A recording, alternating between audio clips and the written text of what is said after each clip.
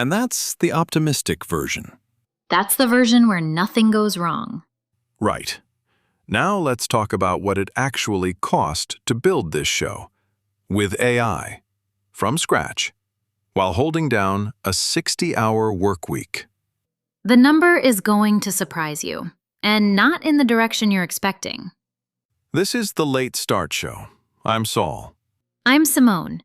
The Late Start Show is produced by Noontime Media for Ned Noon LLC.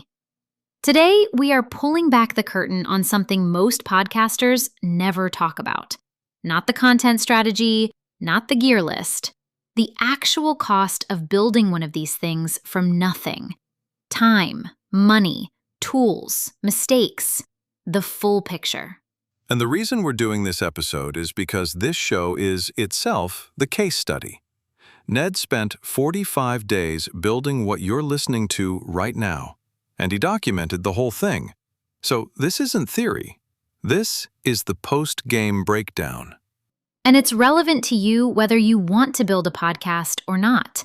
Because what he built is really a marketing system. The podcast is the front door. Behind it is a website, an email list, a free resource library, a book, and a product line that's still being built. All of it with AI. All of it while working a full-time job. Which is the part I keep coming back to. Because 60 hours a week is not a side hustle schedule.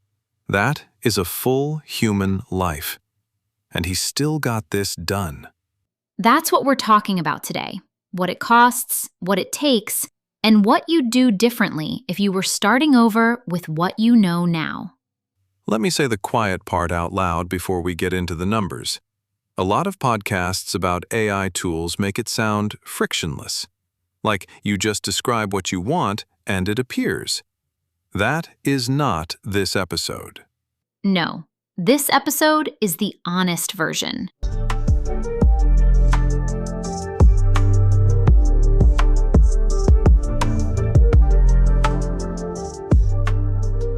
So let's start with the comparison that actually matters.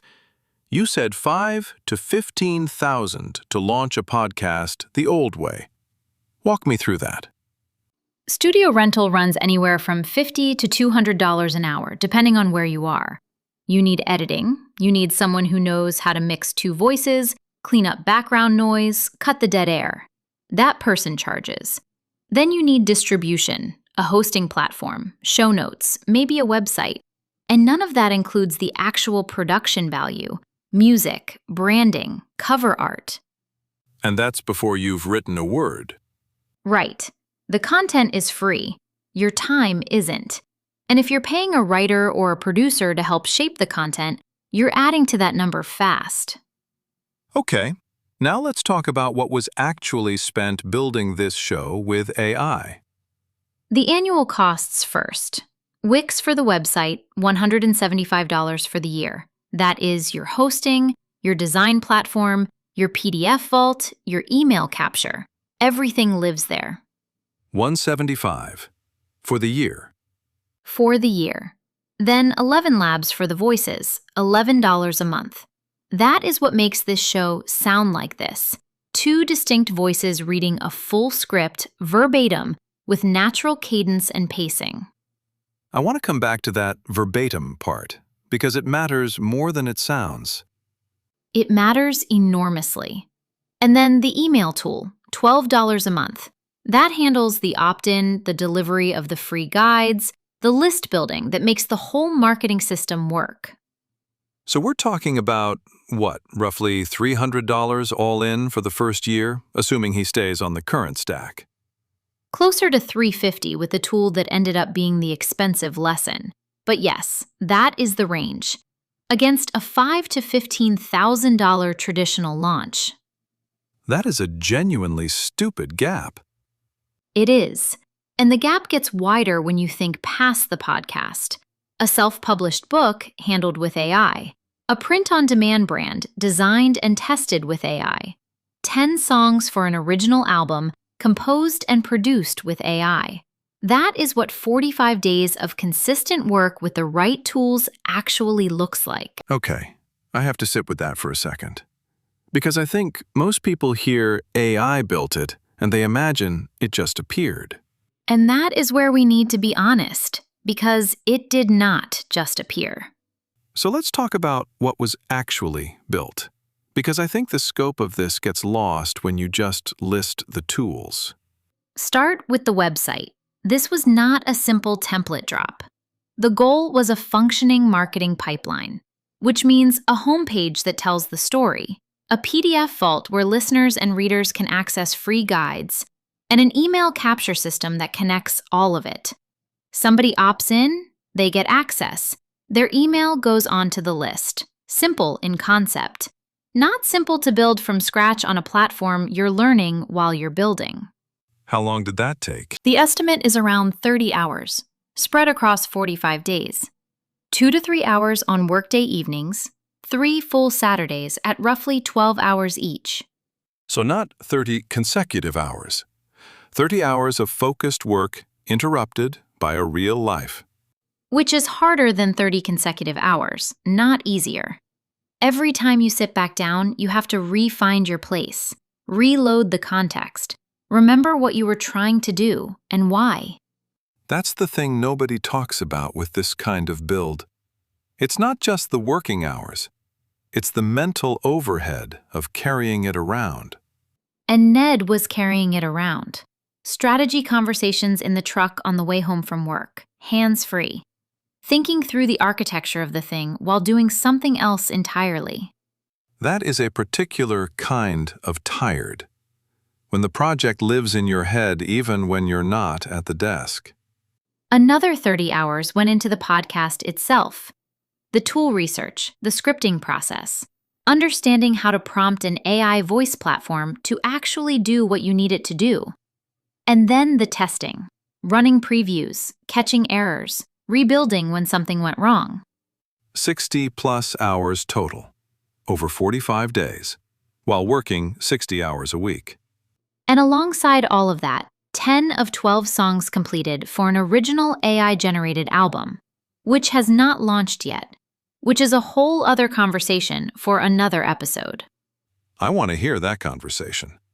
But let's stay on the podcast build for now, because the part I want to dig into is what went wrong. Because something clearly went wrong. This is where the lesson lives.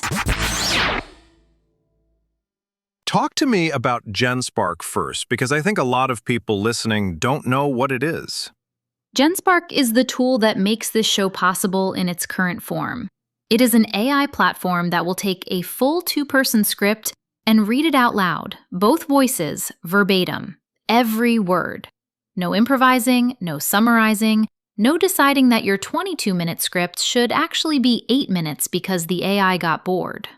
Which, apparently, other tools do. Consistently. There are other AI audio platforms, Notebook LM comes up a lot, and they have a fundamental limitation for this kind of project. You cannot assign 2 specific voices and have them read a script exactly as written. They generate a conversation from your material, which sounds useful until you realize the conversation they generate is not your conversation. So if you've written a tightly crafted script with a specific voice for each host, a specific arc, specific lines that need to land a specific way, it gets rewritten by the tool, and you lose the thing you built. that is a deal breaker for a show like this. It was. So GenSpark is the tool. The problem was not the tool. The problem was how it was being used. Walk me through what happened. There is a concept in AI called the context window. Think of it like short-term memory. An AI tool can only hold so much information at one time. When you load a long script into a session and start working on it, that information is sitting in the tool's active memory. The longer the session runs, the more that memory fills up. And at some point, It forgets what it was doing. it loses the thread. The outputs start to drift. The tool starts making decisions you didn't ask for because it no longer has a clear picture of what you originally gave it. And GenSpark does not have persistent memory across sessions. Every time you open a new window, You are starting fresh. It does not remember what you did last time. So the move is to start a new session for each episode with the full script and the show Bible loaded fresh every time. That is exactly the move. And it took real time and real money to learn that. Because before that lesson landed, the workflow was load the script, run a 2-minute preview to check the voices, it sounds fine, keep going. Get 12 minutes into a generation and catch a mistake. That means scrapping 12 minutes of generated audio and starting over, which burns credits, which is how GenSpark gets expensive. How much did that cost? The estimate is around $50 in unnecessary regenerations, on a tool that, if you know what you're doing, should cost a fraction of that per episode. $50 in burned previews and blown context windows. $50 and hours of frustration. Because it is not just the money. It is sitting there, watching something regenerate when you have already put in 2 hours of work and you have to be up at 5 in the morning. That is deeply offensive to any person who values their time. The fix is straightforward. Open a new GenSpark window for each episode. Paste in the show Bible. Paste in the full script. Generate in one clean pass. Do a short proof listen before you commit. That workflow, done right, probably costs somewhere between $2 and $5 per episode. And the other tools? The ones that didn't make the cut? What happened there? $100 into testing tools that ultimately could not do the job. Not because they're bad tools, because they were not designed for this specific use case.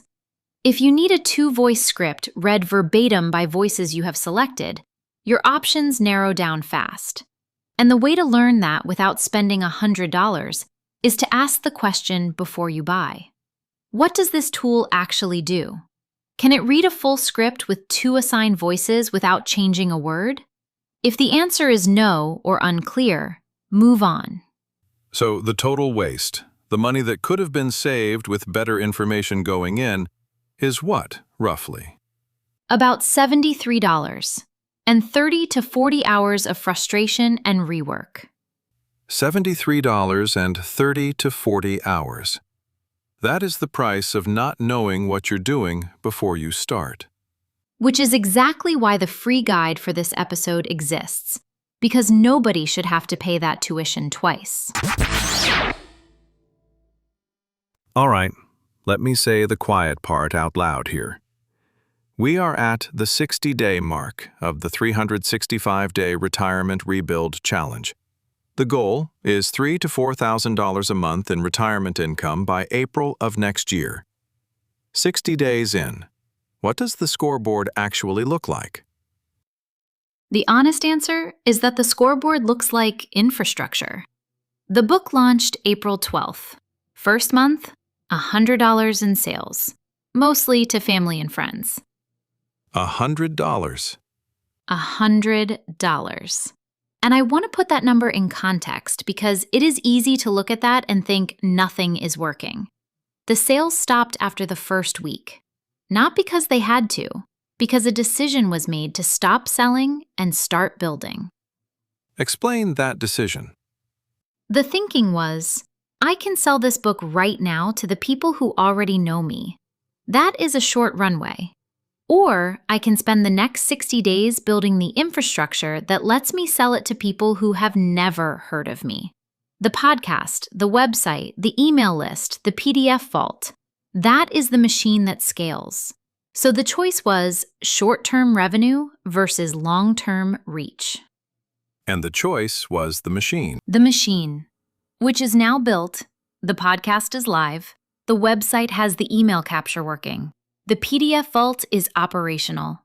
People who find the show can opt in, get the free guide, land on the email list, and eventually get an offer that is worth making.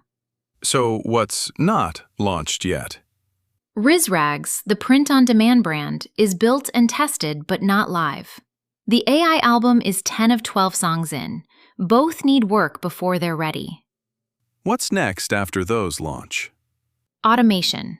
That is the shift that happens once the pieces are in place.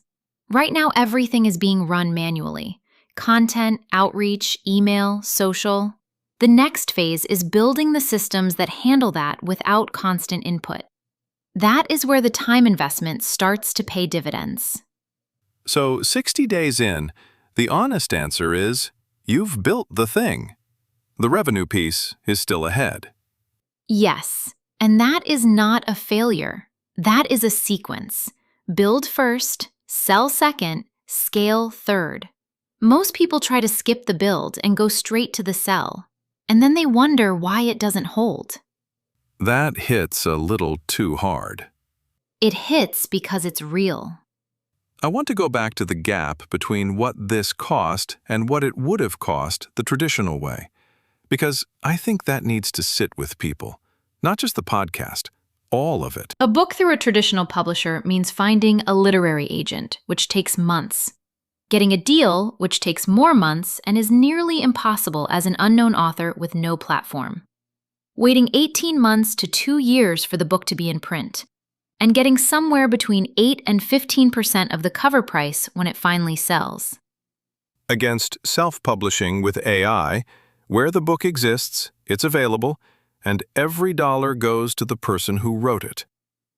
A print-on-demand brand the traditional way means a screen printing operation. Equipment, inventory, a workspace, distribution. That is a significant capital investment before you've sold a single shirt.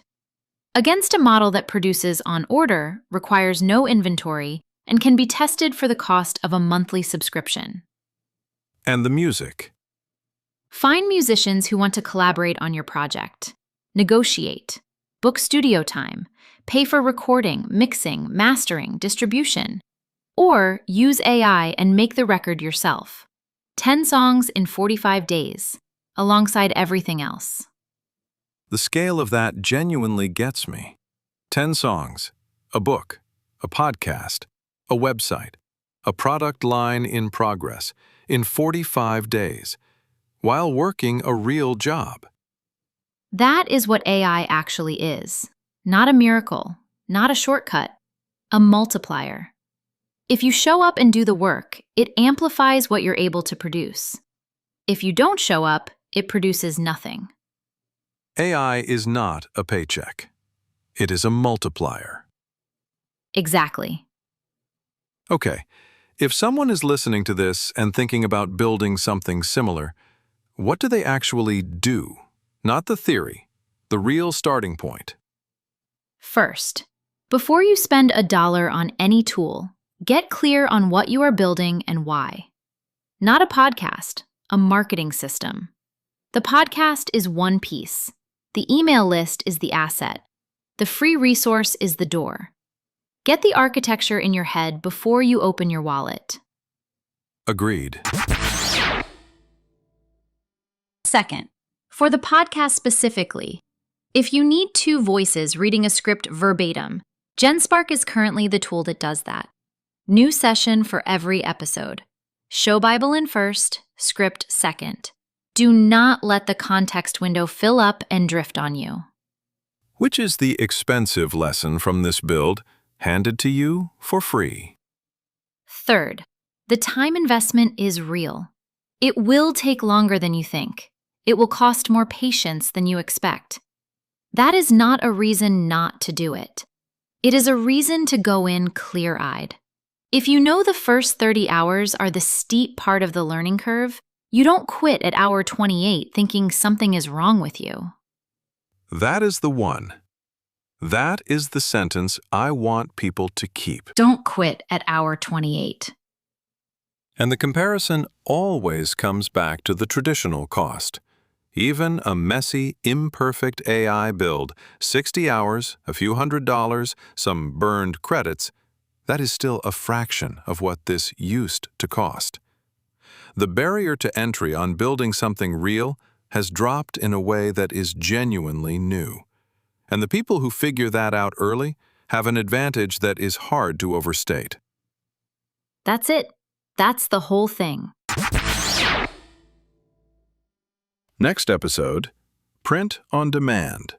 Real opportunity or a market that's already been picked clean? Because I have real questions about that one. Good. Bring them. Because the honest answer is more complicated than most people tell you. Nobody tells you what it actually costs to get started. That is the conversation. That is exactly the kind of answer that makes me want to keep listening.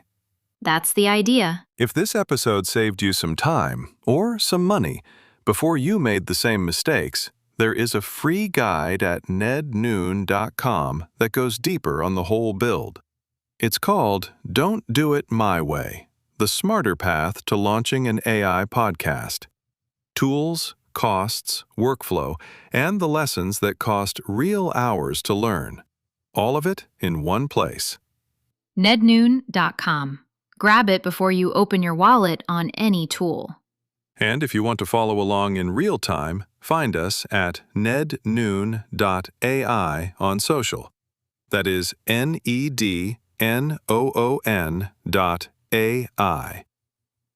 The Late Start Show. Produced by Noontime Media.